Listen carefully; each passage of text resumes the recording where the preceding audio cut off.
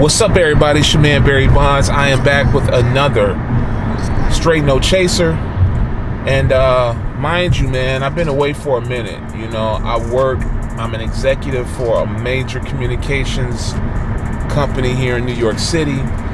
And I guess I would call it a multimedia corporation here in New York City. And they keep me busy. They keep me out in the streets. They keep me meeting with people. And of course, have a family, so the other half of that time is allotted to my fam. But I am back, and I am vowing to be more consistent because I want to get these numbers up and continue to give you guys the type of content that you're looking for, that you find interesting, and that you want to watch. So yeah, I know you always catch me and I'm on the road. I'm in my car and I'm heading somewhere. That's pretty much the story. I'm commuting always. If you're here in New York and you know about it, you know that half of your time, half of your life is either in the train stations waiting for the sub, or you're in your car, cab, or Uber. All right? So, little housekeeping rules right now I want to tell you about is right now we're at about 120 subscribers. I'm trying to get this up desperately, but then again, more than half of this is my own fault because I haven't been consistently creating content and uploading, but that is all about to change. All right. So if you know me, you know that I ask you to give me a like, share, and subscribe early on, and I'll probably remind you on the way out as well. But welcome to the Straight No Chaser. This right here is pretty much designed to give you my straight, honest answers on some of the latest current events that are going on here. And I do a straight no chaser. I don't hold my tongue. I just give you the truth as I see it. So I'm your humble host, Barry Bondz, and today we are going to talk about Alpo Martinez, and it's a crazy story.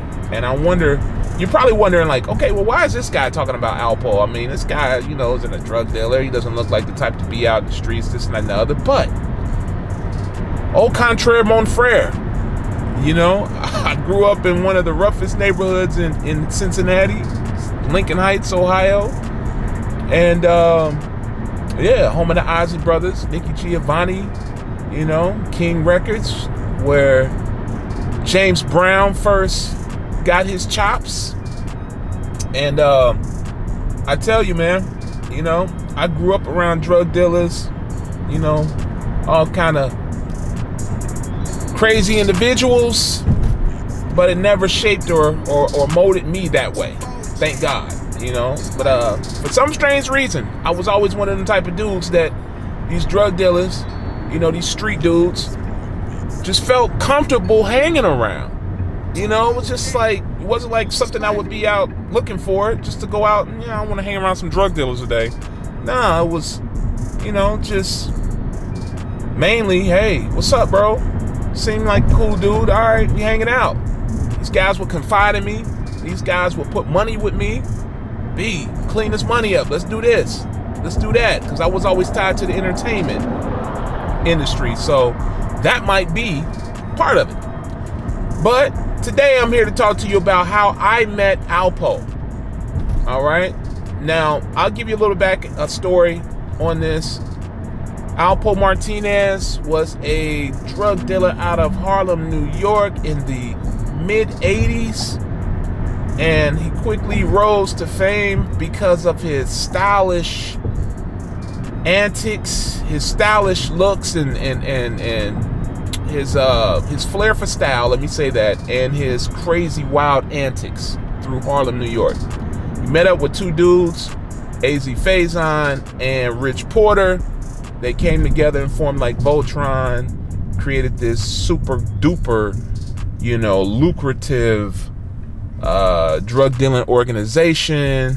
And some things happened along the way where, two friends that were really tight, thick as thieves, kind of went separate ways. And Alpo ended up killing Rich, as well as another 12 or 13 more bodies attributed to him in his time. And he went to jail and became an informant. He cooperated with the government and became an informant, and that eventually led to him being released. He served a 30-year term. 27 of those years, I believe, he served in ADX in Colorado, and he got out. And so when he got out, it was one of those things. While he was in, everyone was introduced to this story by Dame Dash, the Paid in Full, somewhere around 2002, 2003, something like that. So everyone became immersed in this story, myself included. When I heard this story, I was so drawn to it. I know that Troy Reed, shout out to Troy Reed, did a documentary on it, and I was just glued to the set, following everything Alpo, Rich Porter, and AZ and them. It was just so, I don't know, man, which is so intriguing to me how these three young dudes, they were all like 17 years old. They were still minors, still kids, amassed a fortune, 40, 50, 100 grand a week, selling drugs in New York, driving all the latest cars that ain't even came out yet. And these guys rolling up onto the dealership, paying cash for them, right? So things went wrong. Relationships got severed, and Alpo ended up killing Rich. All right. So once that happened, all hell broke out loose in Harlem. So fast forward to 2015. All right. Alpo gets released from jail. He's quickly put in the witness protection program. And with that, he is, I guess, shipped to Lewiston, Maine. And he's up there doing his thing, and no one hears from him. No one really knows about it except for the chosen few that he's chosen to keep in contact with, like Cavario and, different people. And from there, I mean, it was just one of those things until he started showing his head down here in Harlem. And I believe it was 2019 or 2020 where Troy Reed did the second piece to this documentary where he showed Poe, and people got a glimpse of Alpo after 20-something years. He had left the witness protection program, came down to Jersey, I guess got a spot down in Jersey, started living his life again, started wanting to be a part of the scene again, and all of the sightings just start to really reignite all of the feelings and emotions from that documentary and from that situation that happened. Now, I know myself, personally, I was working with this young lady named Rima Rose, shout out to Rima, out in Harlem. And she's a get money chick. She was around in that time, not that time of Rich and them, but she's a little bit later. And we was trying desperately to find out to see if we could get in touch with Alpo to see if he'd be able to come on to this podcast. But, to no avail, it didn't happen. All right, so we're cool. So fast forward, 2021. I'm working with a group out of Harlem. These guys, they have an up and coming apparel and champagne line. Let me say that.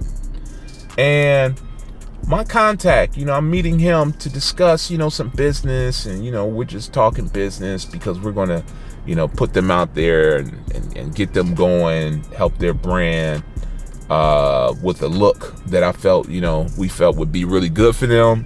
So we said, all right, let's meet. So he tells me like, yeah, come on up to Barrel Wine, 121 in Lenox. All right, cool. I'm there. Let's do it. I love Harlem.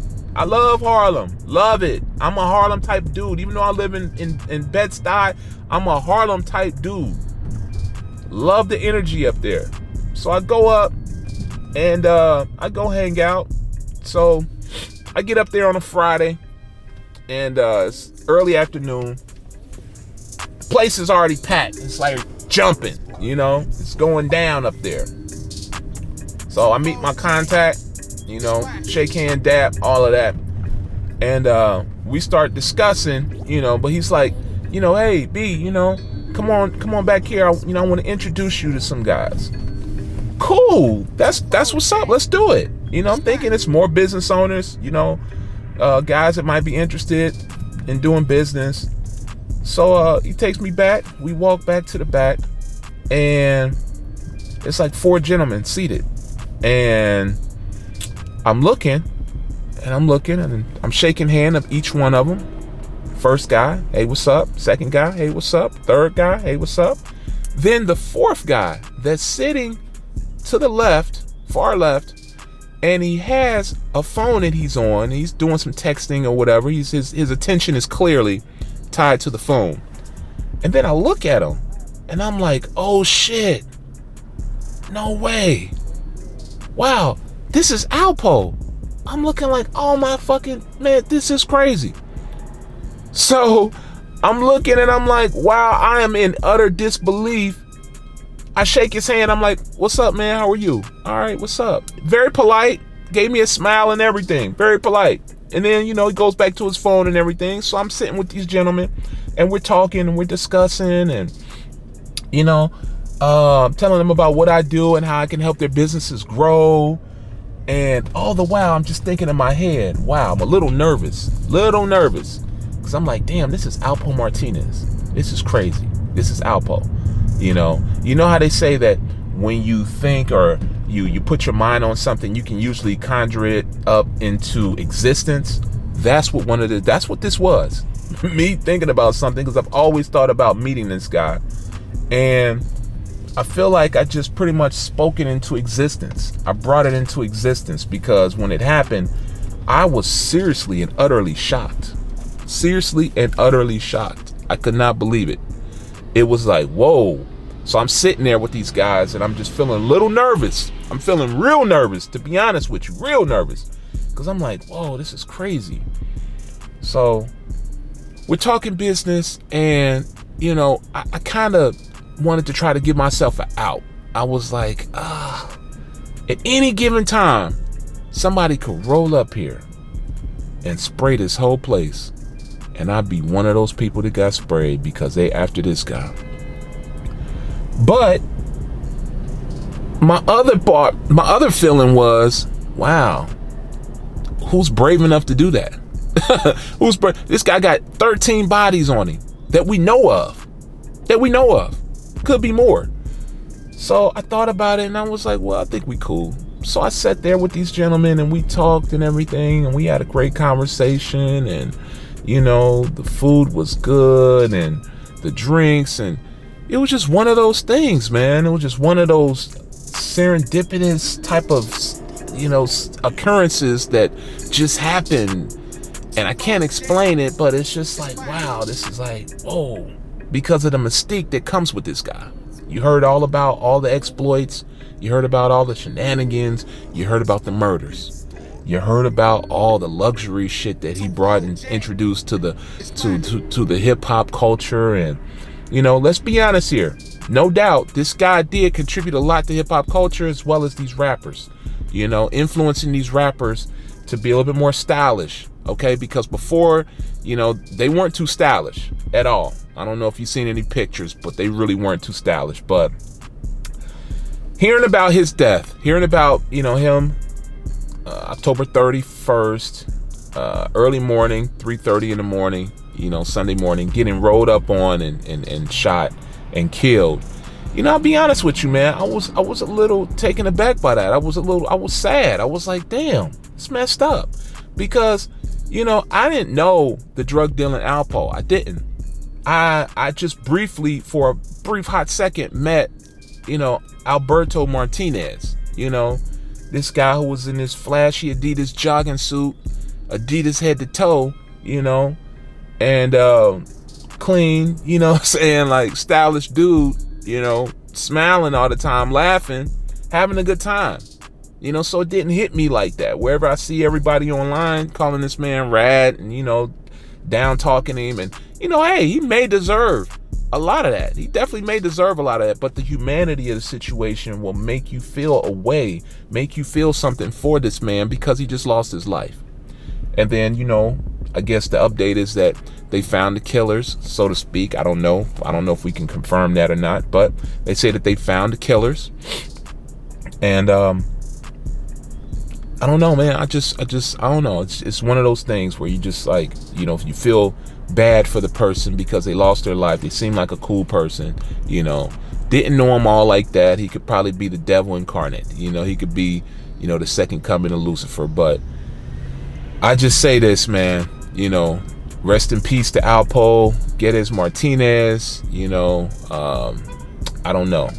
I don't know. I just feel like this type of situation right here is unfortunate, and you know, it shouldn't have happened, but it's one of those things, man. But I just wanted to share with you guys. You know, it's really corny, you know, the guys sitting up here celebrating and doing all that type of stuff, because I'm gonna be honest with you, even Rich Porter wasn't an angel, okay? None of them were. Alpo, none of them. They're all drug dealers, you know what I'm saying, who sold crack and sold all kind of death to our people at the end of the day. You know, even though I met him for a quick, brief second and he seemed to be a cool dude, yeah, my humanity makes me feel sorry for him in that situation. You know, show empathy and compassion for him in that situation. But his deeds and things that he did, you know, that are on record, you know, you can't separate one from the other. You can't say, oh, all hail Rich Porter, but then, you know, condemn Alpo. No, they're both in the same boat. Both in the same boat. I mean, I even seen a documentary where they were talking about how Rich Porter actually could have saved Donnell if he would have gave up those keys to Preacher and them. But he didn't want to give up the keys because he would have been broke after that. They asked him for money, but he had keys that he was going to sell to get the money. They said, hey, you got the keys, just give us the keys and we'll be good. But he didn't want to do that. So at the end of the day, I mean, that's even something you got to look at right there. That this man really didn't want to sacrifice being broke to save his brother. Now, all of that is alleged because it was on a documentary, but that's information that's been put out there. So I'm just giving it to you guys. You can do your homework on it. You can look it up, do a deep dive, however you want to do it. But at the end of the day, none of them are without fault or sin. All of them shall be held and condemned, you know, for the atrocities, the crimes that they committed against our people. So even though my heart feels for him and goes out to him and his family, you know, for his passing, you live by that gun, you die by it, straight up. So this is a cautionary tale to all you street dudes out here who want to live that life because you see it on TV or you see it on these records or on these videos and you hear it on these records. It's not the place to be, man. It's other ways to get this paper out here. 1,000,001 ways, literally, to get this paper out here. But that's just my little short, you know, introspective rant on the Alpo Martinez situation. I just wanted to share that with you guys. Of course, man, you know my motto. Well, let me first say this. Please like, share, and subscribe. You know, give me a like, share, and subscribe, man. Come on, ride with me. All right, just give me a chance. Give me a chance. You know, like the content. Subscribe to the content, and I'm going to be giving you guys more content here shortly. Definitely going to be getting more consistent and you know, serving it up for you. So ride with me, give me a shot. All right, shout out to all the new followers. I saw Gully TV follow me, he subscribed to me. Shout out to Gully TV. What up, bro? And oh yeah, Gully, you need to hit me up, man. I was riding with the owner of the source, and you know, we possibly might want to talk to you about bringing your content. You know, let's talk, Meryl. Hit me up in the comments. All right, but yeah, as you already know, my motto: positive minds move forward. I am your humble host, Barry Bondz. It's been another Straight No Chaser. I will get at you guys later. All right, 100. Peace out.